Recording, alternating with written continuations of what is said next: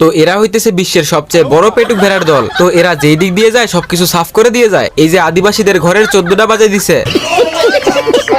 তো এরা ঘাস খাইতে খাইতে গরুদের এলাকায় ঢুকে পড়ছে। তো একটা গরু এসে তার মালিককে বলতেছে আমাদের সব ঘাস খেয়ে নিচ্ছে ভেড়ার দল। আমি বিশ্বাস করি না, আমি বিশ্বাস করি না। তোর মরণের চুলকানি উঠছে। साले को बम से उड़ा दूंगा। এই বলদে গেছে ভেড়ার ঘাস খাওয়া আটকাইতে। ভেড়া বলদের চামড়া বাদে সবকিছু খেয়ে চলে গেছে।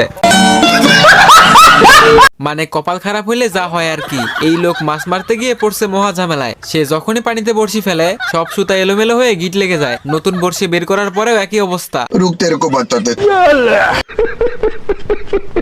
তো এখানে একটা ছোট বাচ্চা ভাঙ্গা বড়শি দিয়ে টপাটপ মাছ তুলতেছিল। এইটা দেখে এই লোক যখনই সেখানে মাছ ধরতে যায় তোর মরণের চুলকানি উঠছে।